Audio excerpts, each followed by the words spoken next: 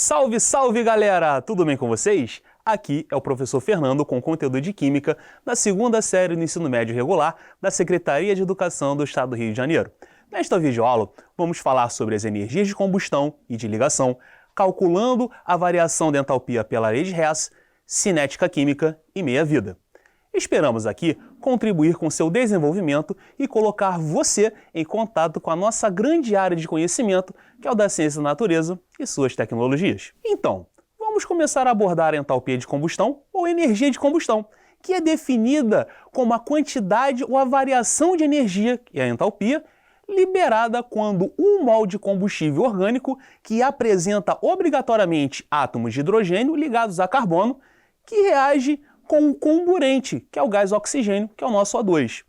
E é muito comum relacionar a entalpia de combustão com o processo de queima, ou seja, um objeto ou líquido ardendo em chamas, como por exemplo, no caso da madeira na lareira. Por ser um fenômeno exotérmico, a entalpia de combustão sempre apresenta uma variação de entalpia menor do que zero, o que significa que o seu ΔH é negativo, indicando que a entalpia dos reagentes é maior que a dos produtos. Podemos verificar que ocorre uma combustão completa quando a substância combustível, substâncias orgânicas, por exemplo, hidrocarbonetos, álcoois, cetonas, entre outros, ao reagir com um comburente, que forma necessariamente dióxido de carbono, nosso CO2, e a água, H2O, como no caso da combustão do metano, liberando gás carbônico e água. Já na combustão incompleta, ocorre quando a substância combustível, que são hidrocarbonetos, álcoois, cetonas e tal, ao reagir com o comburente,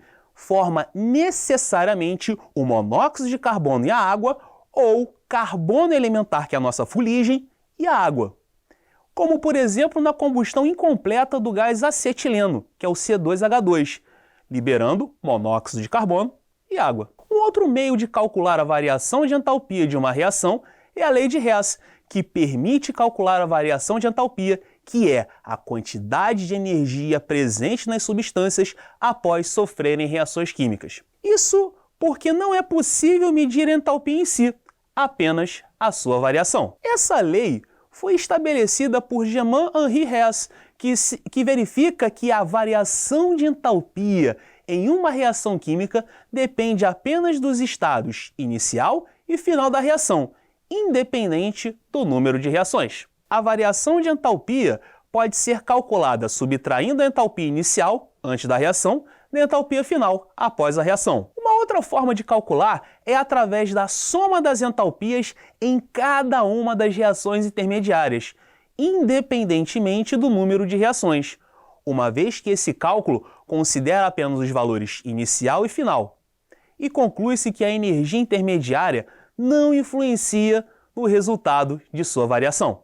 A lei de Hess pode ser calculada como uma equação matemática, então devemos realizar algumas ações. Inverter a reação química, onde o sinal do ΔH também deve ser invertido. Multiplicar a reação química, onde o valor do ΔH também deve ser multiplicado. Dividir a reação química, onde o valor do ΔH também deve ser dividido. Acredito que agora devemos realizar um exercício. Vamos nessa! Com base nas variações de entalpia associadas às reações a seguir, nós temos aqui N2 reagindo com O2, produzindo NO2, dando um ΔH de mais 67,6 kJ. E a outra reação, dando N2O4, tendo ΔH igual a mais 9,6 kJ. Pode-se prever que a variação de entalpia associada à dimerização do NO2 será igual a quanto? Então nós temos a reação aí.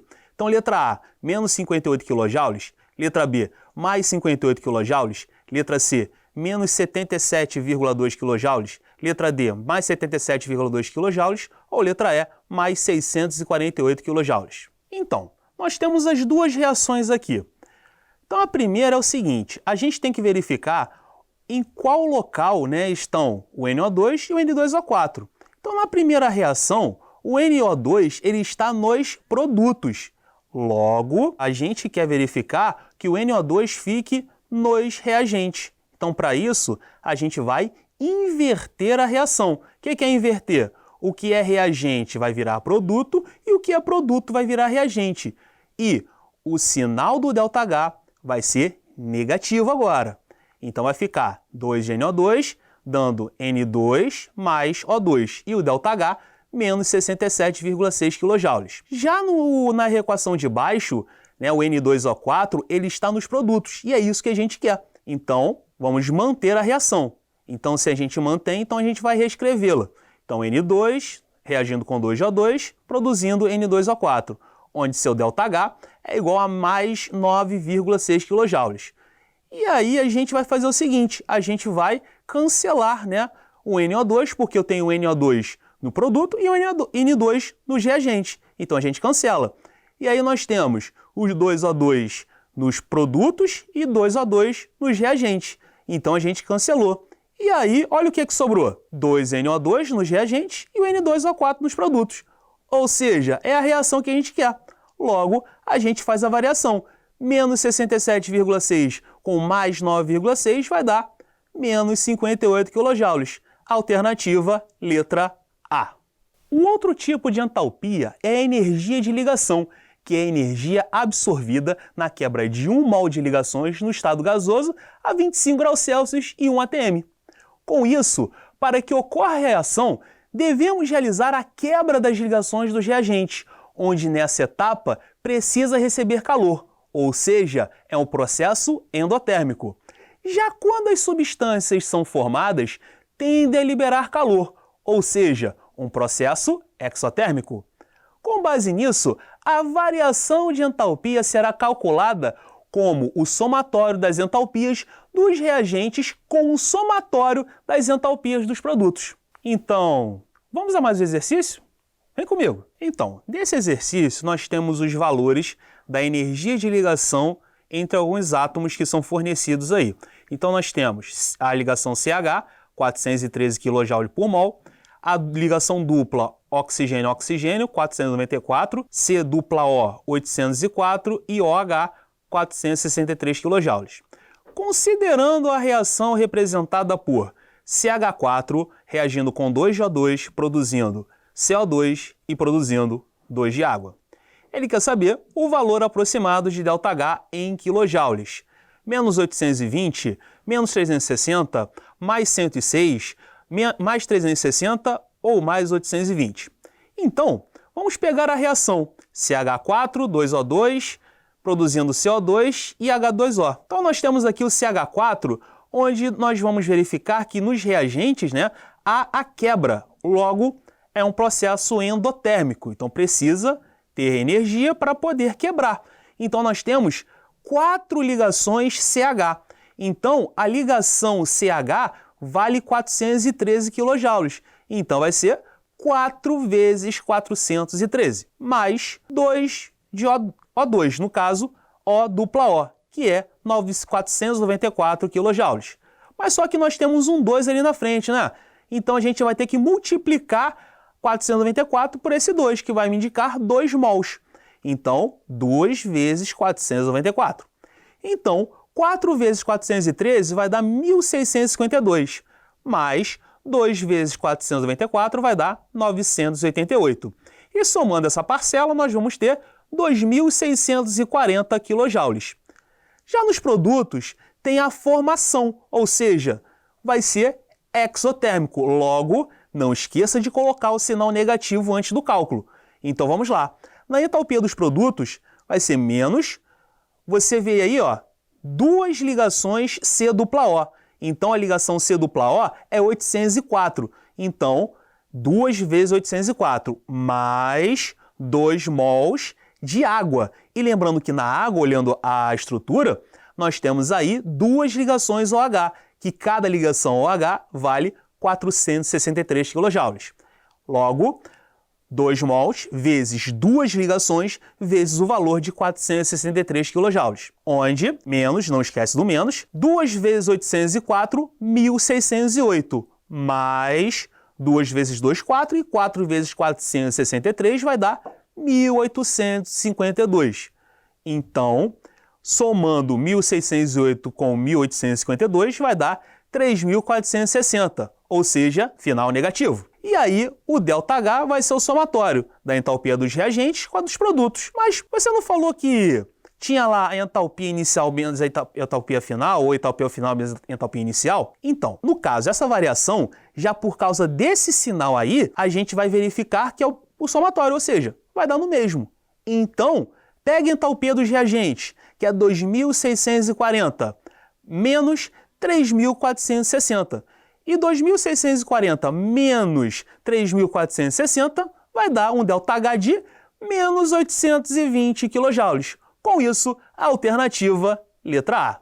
Uma reação química pode ocorrer mais rápida ou mais lenta. Então isso deverá ser estudado através da cinética química, que é o ramo da química que estuda a velocidade das reações químicas e os fatores que a influenciam. E por falar em velocidade, é uma grandeza que indica como as quantidades de reagentes e produtos dessa reação variam com o passar do tempo, onde o módulo da variação da quantidade de um reagente ou de um produto podendo ser expressa em mol ou em mol por litro. A energia de ativação é a energia mínima necessária para que a reação possa ocorrer. Ela é chamada assim porque reagentes e produtos passam por uma configuração intermediária, que recebe o nome de complexo ativado. A energia de ativação é explicada pela teoria da colisão. A reação química é constituída por colisões entre as moléculas dos reagentes, mas ressaltando que nem toda colisão é eficaz, pois é necessário que haja energia suficiente e geometria molecular adequada. A energia de ativação é aquela requerida para que as colisões sejam eficazes, ou seja, resultem no complexo ativado. Agora, vamos falar sobre os fatores que influenciam na velocidade da reação, iniciando pela concentração dos reagentes. Quanto maior for a concentração dos reagentes, maior será a velocidade da reação. Para que aconteça uma reação entre duas ou mais substâncias, é necessário que as moléculas se choquem, de modo que haja quebra das ligações com consequente formação de outras novas. Outro fator é a superfície de contato, que quanto maior for a sua superfície de contato, maior será a velocidade da reação, como por exemplo, a reação do efervescente em pó ocorrendo mais rápida do que a inteira. Já no aumento da pressão, ocorre a diminuição do volume, favorecendo o número de colisões entre as moléculas e assim aumentando a velocidade. Agora, com o aumento da temperatura, verifica o aumento da energia cinética das moléculas, aumentando a velocidade. Os catalisadores são substâncias que aceleram o mecanismo sem sofrer alteração permanente. Isto é, durante a reação, eles não são consumidos. Os catalisadores permitem a reação que tome um caminho alternativo, ou seja, um atalho, que exige menor energia de ativação, fazendo com que a reação se processe mais rapidamente. Agora, vamos falar do tempo de meia-vida, que é conhecido como período de semidesintegração, sendo o tempo necessário para que metade do número de átomos do isótopo radioativo presente em uma amostra se desintegre. A desintegração não está relacionada com a extinção do átomo, ou seja, o átomo não deixa de existir. Na verdade, o que ocorre é o decaimento que o átomo sofre. No decaimento, um átomo, ao emitir uma radiação alfa e beta, transforma-se automaticamente em um novo elemento químico, o que ocorre incessantemente até que o átomo deixe de ser radioativo, estável. E cada isótopo radioativo apresenta uma meia-vida diferente. Essa meia-vida pode ser expressa em segundos, minutos, horas, dias e anos. O período de meia-vida é representado por P. Já o tempo que o material sofreu desintegração é representado por T. Assim, se conhecermos a meia-vida e o tempo de desintegração, representado por X, podemos afirmar quantas meias-vidas o material passou até certo momento, onde é estabelecida pela relação T é igual a X vezes P. Com esse conhecimento, podemos ainda determinar o número de átomos que resta após o período de meia-vida, a partir da expressão N igual a N0 sobre 2 elevado a X, onde N representa o número de átomos radioativos que resta na amostra. N0 corresponde ao número de átomos radioativos que havia na amostra, e x é o número de meias-vidas que se passaram. Então, pessoal, hoje nós passamos pelas energias de combustão e ligação, verificamos sobre a lei de Hess, seguido da cinética química e do tempo de meia-vida. Espero que tenham ajudado vocês a compreender o assunto, pois é muito importante entender o essencial para viajarmos nesse mundo maravilhoso da química. Aquele abraço, até a próxima aula!